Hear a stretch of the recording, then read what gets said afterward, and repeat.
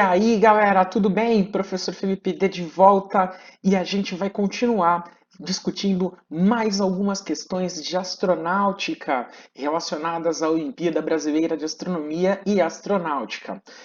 Em particular, hoje eu vou pegar questões dos anos de 2019 e 2014. Vamos dar uma olhada aqui nas questões de astronáutica, né? Em principal, a questão número 8, que fala sobre um tipo de satélite desenvolvido nos últimos anos em São José dos Campos, que são os satélites do tipo CubeSat, tá? Cujas unidades, conforme apresentada aqui, é formada por cubos de 10 centímetros de aresta, né? E cada um deles está orbitando numa órbita polar de 500 quilômetros. Inclusive, reparem que ele dá aqui um símbolo, né? Será que esse símbolo vai aparecer em algum momento? Não sei. Vamos dar uma olhadinha na primeira pergunta aqui. O satélite VCUB é equipado com uma câmera de 3,5 metros de resolução, representada por D aqui na figura, certo? E que corresponde a uma imagem, né, de 3,5 metros de lado. Tá? Uma vez que cada pixel corresponde a um quadrado com 5 micrômetros de lado, né? Sendo aqui um micrômetro 10 a menos 6 metros, caso você não lembre. E considerando-se H, D e P conhecidos, notem, D e P já estão presentes aqui no próprio enunciado. E o H? Ah, olha só o H aqui em cima, tá? Uma órbita polar de 500 quilômetros. Então essa informação já será importante. Tá? Calcule o valor da distância focal f da câmera do satélite. O seu resultado deve ser apresentado em milímetros. Notem, ó, aqui a gente está tendo um quadrado de 5 micrômetros de lado, só que a resposta que ele quer trabalhar é em milímetros. Use semelhança de triângulos, ele dá como dica. Reparem numa coisa bem legal. Semelhança de triângulos, né? Lembrando, né? Se os triângulos são semelhantes, significa que existe uma relação de proporção entre a altura e a base desses triângulos. Anotando as informações que nós coletamos no problema, né? Aqui no cantinho, e a imagem, né? Que vai nos ajudar. Reparem, o conceito de semelhança de triângulo já está aqui. Significa que existe uma relação entre o triângulo maior e o triângulo menor, mais especificamente entre as bases desses triângulos e a altura deles, tá? Conforme a gente consegue observar nessa expressão aqui no canto, né? A base do triângulo menor e do triângulo maior são diretamente proporcionais, assim como suas alturas. Isolando, no caso, o F, né? Que é o que a gente quer determinar, a distância focal, nós obtemos essa relação. Por segurança, aqui eu coloquei os valores todos em notação da unidade do sistema internacional, certo? Ou seja, 1 micrômetro, 10 a menos 6 metros, 500 quilômetros, 10 elevado a 5 metros e a distância 3,5 metros. De tal forma que nós conseguimos obter aqui a distância focal como 0,714 metros. E por que eu coloquei no sistema internacional? Porque a distância focal solicitada é pedida em milímetros. Caso você colocasse nessa prova a distância focal em metros, você perderia ponto, tá certo? Então, convertendo esse valor aqui para milímetros, nós temos 714 milímetros. Para a letra B desse problema, notem que a gente já tem mais informações sobre a câmera do satélite. No caso, está dando as dimensões, né, do caminho, dos raios de luz que percorrem dentro da câmera até chegar no seu detetor.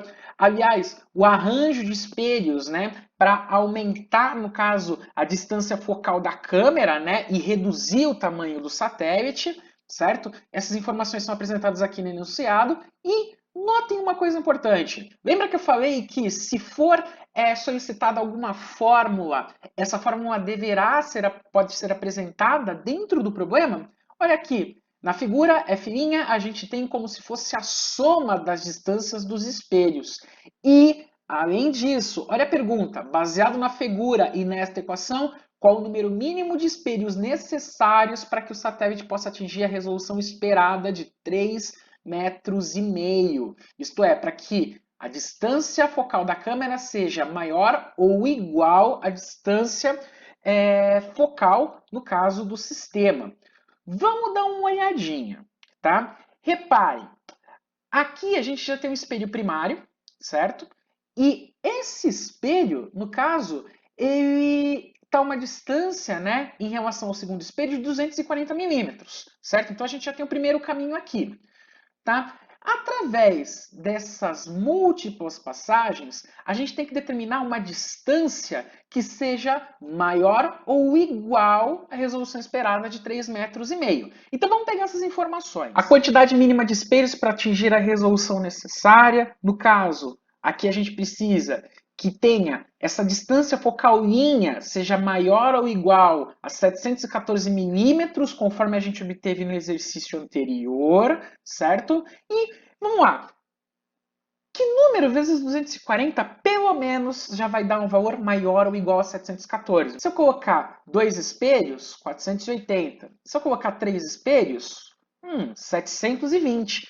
Já dá a nossa distância, tá, adequada já para ter a resolução que precisamos. Ou seja, a resposta desse problema serão necessários 3 espelhos, pelo menos, para atingir a resolução necessária na câmera. Para a questão 9 da Olimpíada de 2019, nós temos uma celebração da chegada do homem à Lua, que naquele ano completaram 50 anos. Tá? Aqui na primeira descrição nós temos detalhes, né, de uma maneira simplificada, como foi a viagem, desde o lançamento do foguete Saturno V até a chegada do homem à superfície lunar. Tudo bem? Vamos dar uma olhadinha na questão 9A, que fala sobre o estágio, né, do Saturno V, que é composto de 5 motores, cada um com empuxo, e tendo a massa inicial do foguete e a aceleração da gravidade, qual seria a aceleração no momento do lançamento do foguete Saturno V? Bom, reparem, nós temos as informações,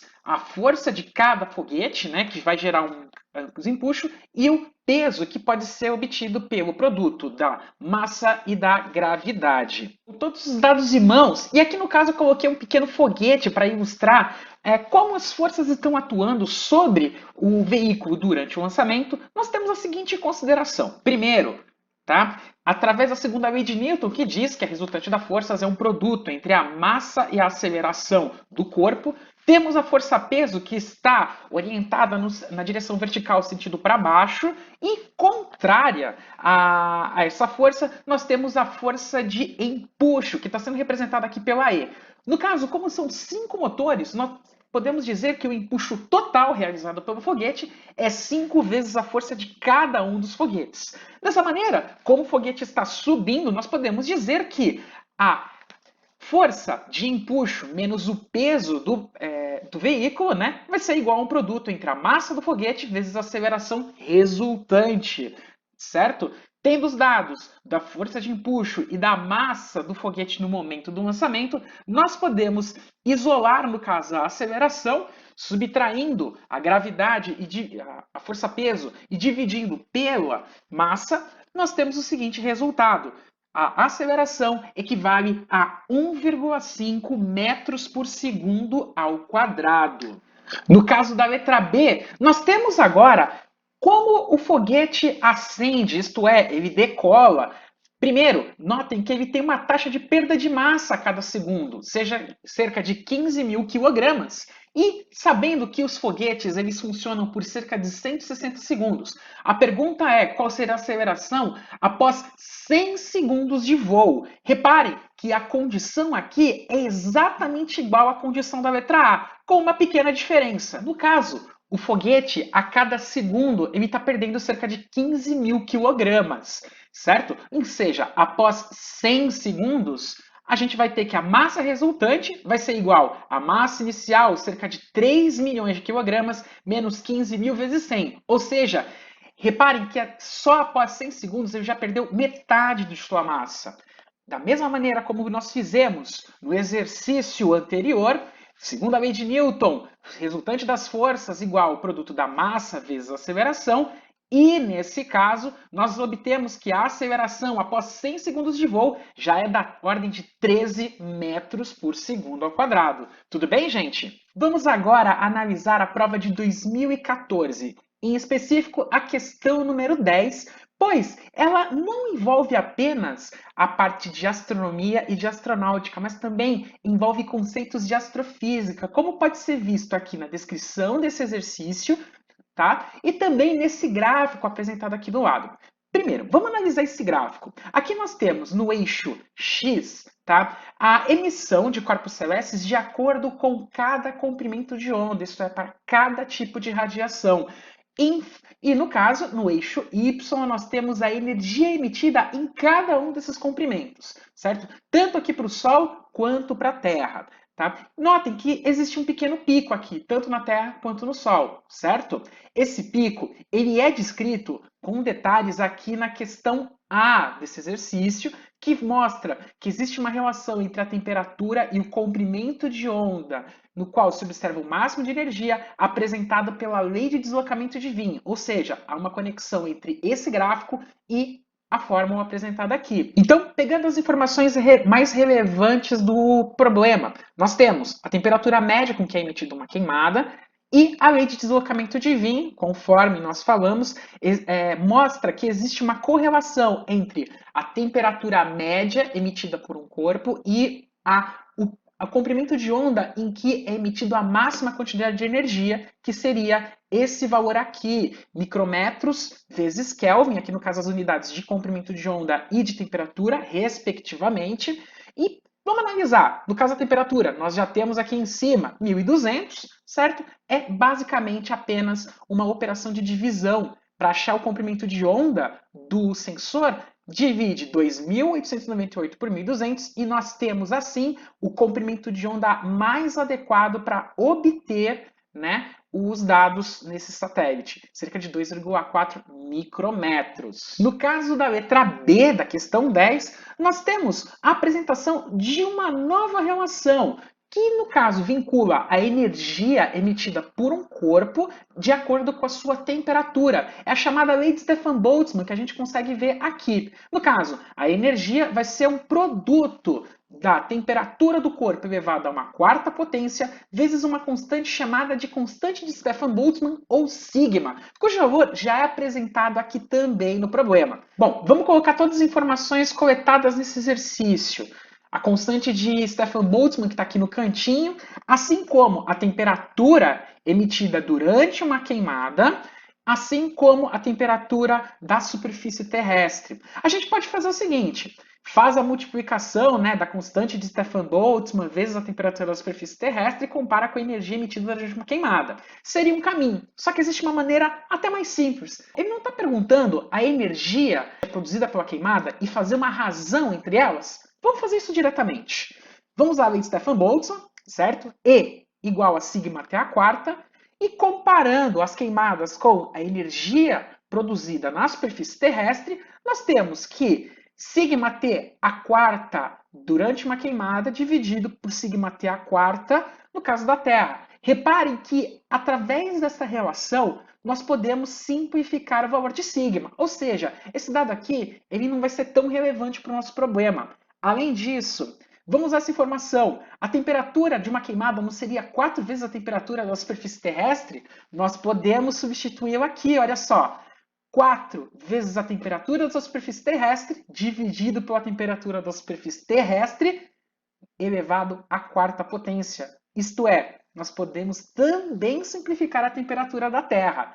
Dessa maneira, nós temos a seguinte relação entre as energias, que é de 4 elevado à quarta, ou seja, 256 vezes. Ou seja, a queimada ela emite cerca de 256 vezes mais energia do que a superfície terrestre. E aí a gente pode fazer uma pergunta. E se caso eu utilizar a temperatura apresentada na letra A, de 288 Kelvin, está correto? Está também. A diferença é que você vai ter que fazer um pouco mais de conta, mas você vai chegar numa relação muito próxima, cerca de 302 vezes. Nesse caso, tanto 302 vezes quanto 256 vezes estão corretas. Espero que vocês tenham gostado, tirado o máximo de dúvidas possíveis, tenham entendido muitas informações que são apresentadas nessas questões. Bons estudos e até a próxima!